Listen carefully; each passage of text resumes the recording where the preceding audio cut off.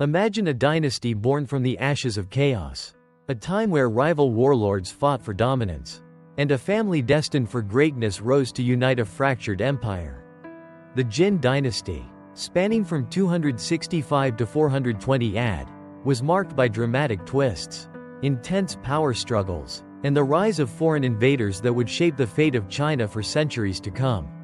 This is the story of ambition, betrayal, and survival, where emperors clashed with warlords, and dynasties teetered on the edge of collapse. Join us on an epic journey through one of China's most turbulent eras. If you're fascinated by tales of ancient empires and the rise and fall of great dynasties, make sure to hit that subscribe button and follow Captivating History for more deep dives into the past. 1. Western Jin, 265 to 316. The Western Jin Dynasty, founded by Emperor Wu, Sima Yan, was a unified dynasty following the Three Kingdoms period in Chinese history. However, it encountered substantial internal strife and external threats. The Jin Empire briefly united China but could not maintain this unity due to its weak central authority, succession struggles, and frequent revolts by aristocratic families. 2. Eight Princes Rebellion. One of the primary causes leading to the fall of the Western Jin was the Rebellion of the Eight Princes. This internal conflict involved imperial princes competing for control of the throne, which destabilized the empire and severely weakened its military and political structures. The chaos created a perfect opportunity for external forces to invade. 3. Northern Invasion. While the Western Jin was dealing with internal power struggles, nomadic tribes from the north, often referred to as the Five Barbarians, Zongnu, Shanbei, Jia, Chang, and Di, took advantage of the situation to invade the Central Plains. This invasion, combined with the weakening of the Western Jin, culminated in the fall of Luoyang in 311 and the capture of the capital, Chang'an, in 316. 4. Eastern Jin, 317 to 420. During the invasion by the Five Barbarians, the Jin royal family and nobles fled south, re-establishing the Jin dynasty in the city of Jiankang, modern-day Nanjing, southeast of Luoyang and Chang'an. Under the leadership of Langyub Prince, Lang Xie Wang, Sima Rui, the new dynasty, known as the Eastern Jin, marked a new phase in the Jin family's rule, with a focus on consolidating power in the south. 5. Sima Rui's defense in the south. From 307, when the rebellion of the Eight Princes was coming to an end, Sima Rui had been sent to Yangzhou to manage the southern region. Accompanied by Wong Dao, a civil servant, and his cousin Wong Dun for military affairs, Sima Rui depended heavily on their advice and support. When they arrived in the south, the region had just suffered from the chaos caused by Chen Min's rebellion, followed by another uprising led by Du Dao in 311. Wong Dun successfully crushed Du Dao's rebellion and consolidated his military power in the middle reaches of the Yangtze River. Due to the north being overrun by the Five Barbarians, many northern aristocrats and intellectuals fled south to join Sima Rui. Under Wong Dao's guidance, Sima Rui sought to win over the southern gentry to strengthen his position, without intending to launch a full-scale northern campaign against the Five Barbarians. However, outwardly, he still expressed support for recovering the north to preserve the legitimacy of his rule. 6. The southern gentry and Sima Rui's policies. Following the fall of the Western Jin, the southern regions became a refuge for many northern aristocrats and intellectuals, who fled south with Sima Rui. Following Wong Dao's advice, Sima Rui worked to gain the support of southern intellectuals and aristocrats, seeking to stabilize the southern base rather than focusing on campaigns to the north. Although he expressed a desire to recover the north, his efforts primarily concentrated on consolidating his power in the south. In 313, when Emperor Min of the Jin dynasty sent messengers to Jiankang calling for assistance, Sima Rui declined, citing the need to focus on internal matters, specifically dealing with Du Dao's rebellion. 7. Emperor Min's death and northern campaigns. In 316, news arrived that Emperor Min had been captured by Lu Kang of Hanzhou. Zhu Ti, a northern general who had fled south, strongly advocated for a northern campaign, though Zhu Ti was determined to reclaim the north. he received only superficial support from Sima Rui, who feigned preparations for a northern expedition but postponed the campaign, citing a lack of supplies. Frustrated by the lack of support, Zhu Ti had to independently raise troops and procure military supplies to wage war against the northern invaders. Although Zhu Ti won several victories against Han Zhao and reclaimed parts of the north, the Jin forces failed to coordinate effectively with other Jin commanders like Lu Kun and Wang Jun.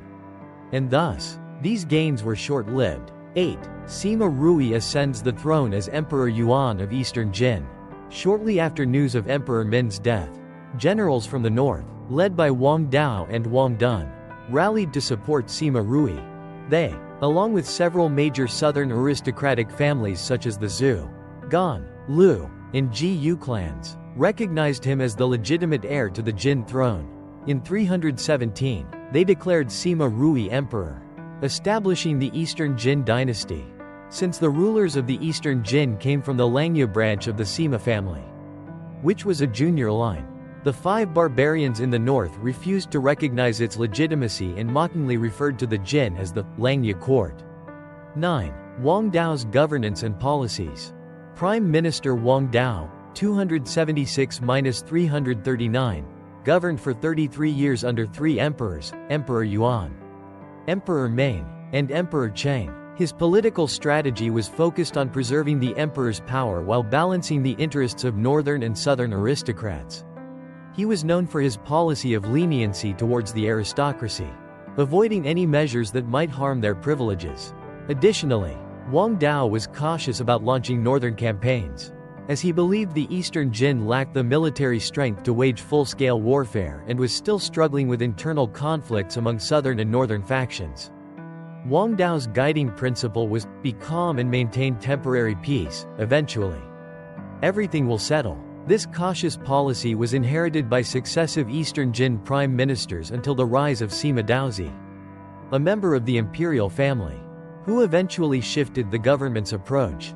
10. The rebellion of Wong Dun.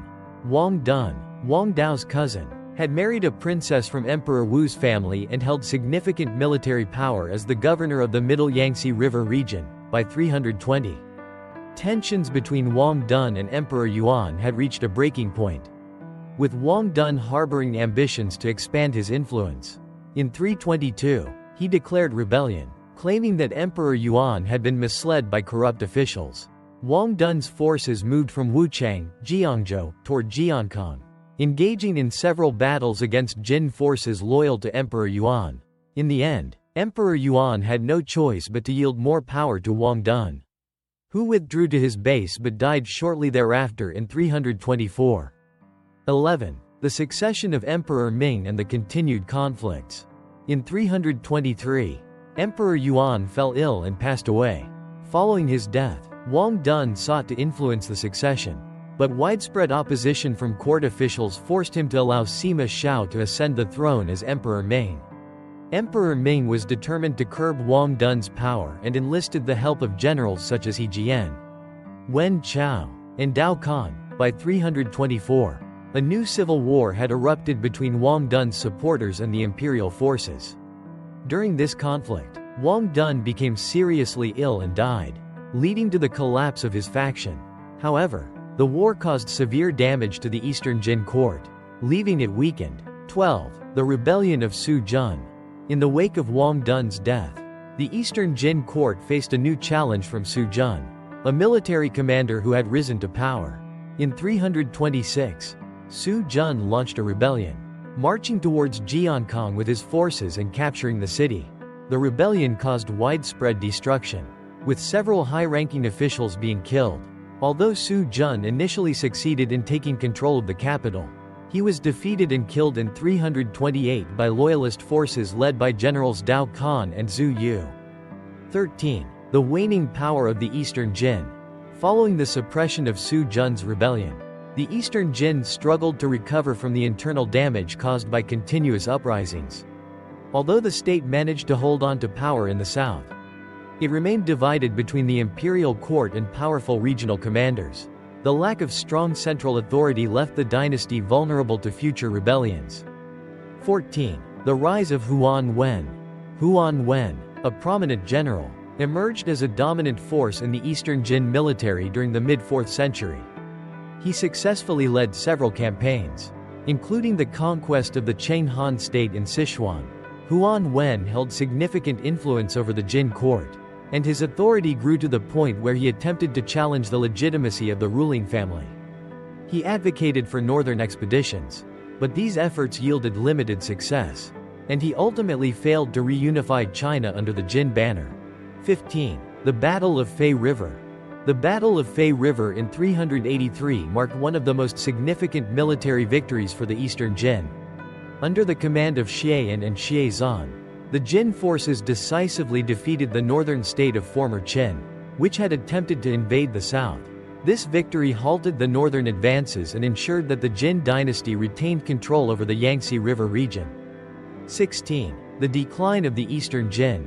Despite the victory at Fei River, the Eastern Jin entered a period of decline due to ongoing internal conflicts and the rising power of aristocratic families. Sima Daozi, a member of the imperial family, became the regent for Emperor An, but his corrupt and ineffective governance contributed to further instability. Meanwhile, generals like Huan Zan and Lu Yu began to assert more influence over the court. 17. The usurpation by Huan Zan. In 403, Huan Zan, the son of Huan Wen, took advantage of the weakened state of the Eastern Jin court. He forced Emperor An to abdicate and declared himself the ruler of the new Chu dynasty. However, Huan Zan's reign was short-lived. In 404, the general Lu Yu led a rebellion, defeated Huan Zan, and restored Emperor An to the throne. Lu Yu's power continued to grow, and in 420, he forced the last Jin emperor, Emperor Gong, to abdicate, establishing the Lu Song dynasty and bringing the Jin dynasty to an end. As the Jin dynasty came to an end, it left behind a legacy of both unification and fragmentation, of triumph and tragic downfall. From the conquest of the Three Kingdoms to the devastating invasions of the Five Barbarians, the Jin's story is one of resilience and transformation in the face of overwhelming odds. While the dynasty may have fallen, it set the stage for a new chapter in Chinese history, the Southern and Northern dynasties, where China would once again be divided, but with new powers rising to prominence. Thank you for joining us in exploring this captivating era of Chinese history. If you want to learn more about the fascinating period that followed, the Southern and Northern dynasties, 420–589, make sure to subscribe and stay tuned for our next video. Don't forget to like and share if you enjoyed today's journey. We'll see you next time on Captivating History.